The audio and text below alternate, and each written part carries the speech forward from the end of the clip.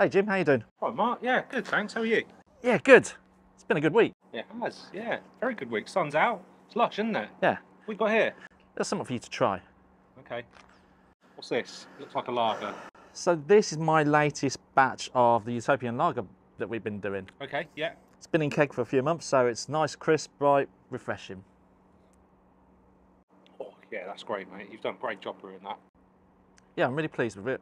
I'm really pleased with where I've got in this obsession with brewing lager. There's a butt come in here, isn't there? Certainly is. Okay. It's not quite where I want to be now. I want to take it a little bit You next want to level. go up a level? I want to turn it up to 11. Okay. Right. So let me get you something else. This is where I want to get it to. Okay. I mean, smells wonderful. Let's give it a go. Oh, mate, that's like classic, original. Give it a little swirl. You can smell. Bready. Yeah, it's bready. Yeah. It's gloriously golden. So is this an inspiration? This is the inspiration. How do I achieve this? Right. You look like you've got a plan. I have, mate. Come with me. Bring your beer with you as well. All right. The other day, when we were talking about our desire to brew the perfect example of a Czech lager at home, you came up with a bright idea of where we might be able to go to find out just what we need to make that dream become a reality. Where are we? So James, I've brought us to Czech Budvar, which is the home of Budvar here in the Czech Republic. Mate, that sounds like the perfect place for us to start this journey. Should we go and see what we can find out? Let's do it, mate. In this series of videos, we'll be taking a trip into the world of Czech lager in partnership with the wonderful team from Budvar. We'll be exploring the tradition behind the brewing techniques and ingredients, the care taken when serving the perfect glass of Czech lager, and working out just how to brew this beer at home so that you can enjoy an authentic pint of home-brewed Czech lager which you can feel proud of. Wow, you've definitely outdone yourself here. I mean, looking around, it's fantastic. It's just, I don't think you could have done this by yourself. Have you had a bit of help? Yeah, a little bit of help from my mate Radim. He's a customer of ours and he's also the UK brand ambassador for Budvar. Radim, thanks mate, thanks for having us here. What an amazing place. The brew house here at Budvar is just epic. You know, it's like nothing I've ever seen before. It's almost like what you'd expect a cartoon caricature of a brew house to look like. But this is a proper working brew house with all of these copper kettles. Can you just explain a little bit about it? Yeah, so we are in the Budvar, the heart of the brewery, the national brewery. We've been brewing lagers here since 1895. Well, we do it slightly different way than most of the lager producers around the world. Throughout the day, we brew 10 batches. Each batch has 600 hectoliters of beer. So in a day, we do 6,000 hectoliters on these two systems. So just behind us, you can see two sets of 4 kettles.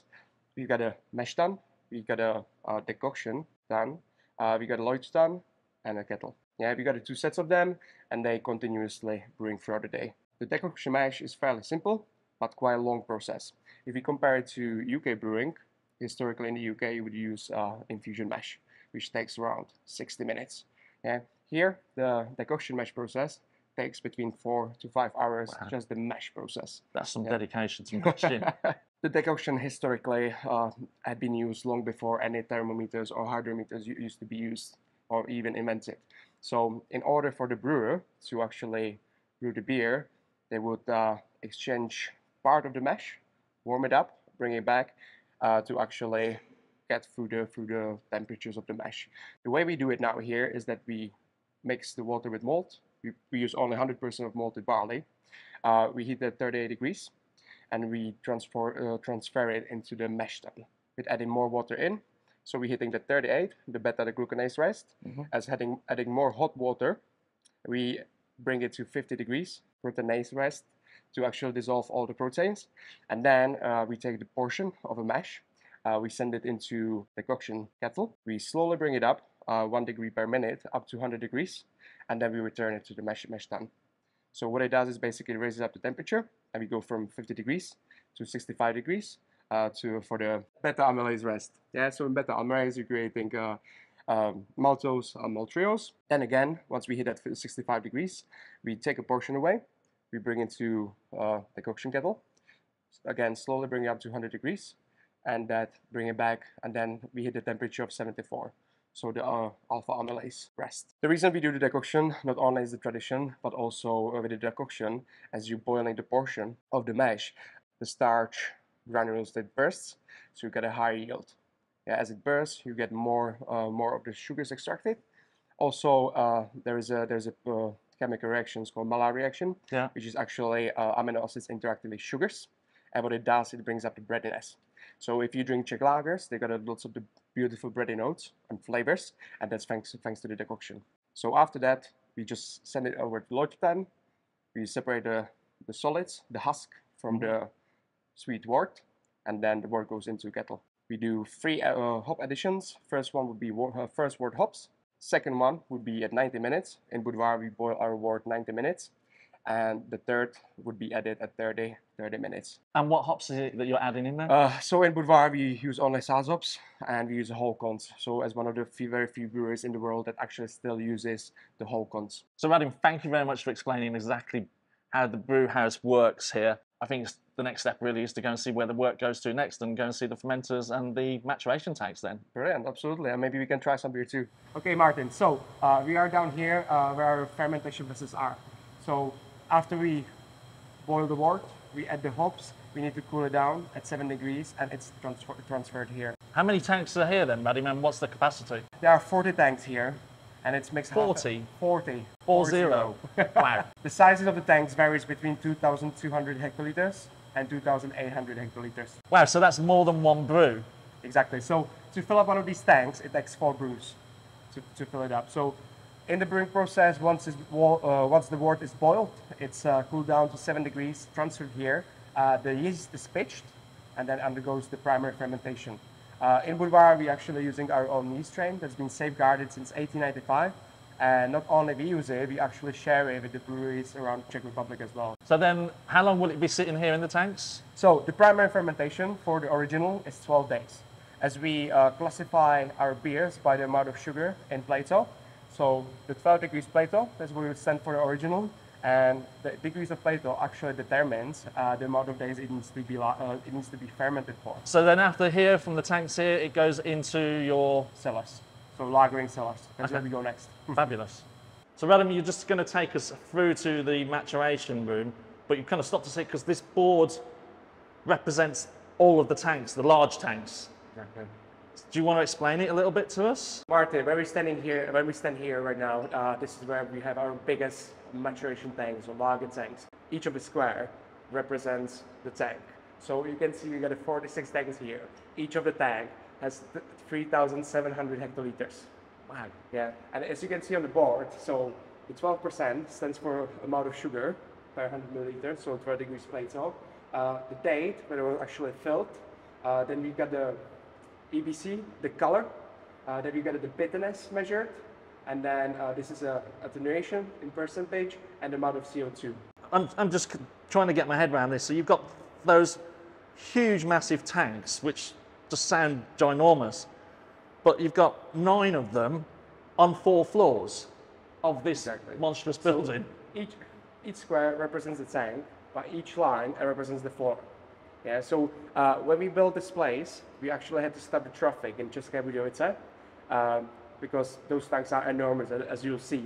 So we had to stop the traffic, transport it here, and we actually built up the cellar or the tanks, and then we built up the building around the tanks. That's how massive they are. So we got 4 floors with roughly 7-9 of them on each floor. So Radim, we've just come from the large tank store into what I think is the old cellar system where the smaller tanks are? Yeah, so this used to be the smaller cellars. In the 90s, we actually swapped from oak barrels for lagering to stainless steel. In the process, in terms of process, after the 12 days of fermentation, primary fermentation, there's still a little sugar left. We transfer it into a lagering tank. We cap it, so the CO2 actually stays inside of the lagering tank and it carbonates the beer itself. So the process of lagering we do, we keep the temperature at 2 degrees. We lager it for roughly 90 days. And in the 90 days time, what it does is basically the protein settles down naturally, so the beer gets clarified without adding any findings or anything into the beer, but also the yeast cleansing after itself. So it scrubs off all the diacetyl that's produced by the yeast as well, and all the sulfurous sort of eggy flavor that is produced by the by the yeast as well. So the beer gets cleansed, and as we like to call it, it reaches the harmony between the maltiness and bitterness. So Radim, from tank, how do we get the beer home so we can enjoy it? So Martin, this is the next step. We're going to explore our packaging line where you see how we bottle and can the beer. So Radim, here we are. We're just outside the packaging area. It's a little bit loud in there, so if you could just explain a little bit about what goes on in there. In Budvar, our bottling line produces 50,000 bottles per hour. In Czech Republic, for example, we got a bottler returning scheme. So 50% of the bottles that we use in Budvar, it's recycled. Yeah. And then the other 50% is replenished by new bottles. So in there, they're processing the returns, stripping them over labels, and cleaning them and inspecting them and stuff like that as well. Exactly. So every single bottle is inspected for any dents or any damages, and it's kicked out.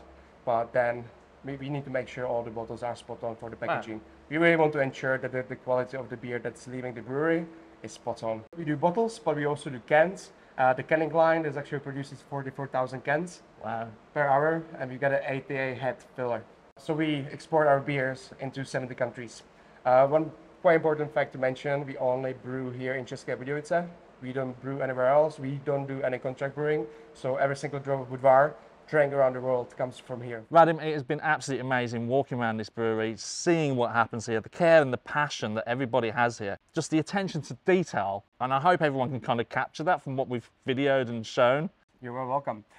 Just before we finish, I've got one very interesting person to meet who might actually be able to help you with the formation of the homebrew recipe. Who's that? Adam Brosh, our 10th brewmaster of Budweiser Budvar. No way. He's the man with the knowledge, and I'm pretty sure he's going to give you a few tips how to improve the home brewing and how to creating the best lager recipe. Oh mate, I cannot wait. Thank you so much for sorting that out. You're welcome. Join us in part 2 of this series, where Martin gets time with Adam Brosh, who is Budvar's 10th brewmaster, to learn all about the specific brewing techniques and methods which we might be able to use when brewing this kind of lager at home.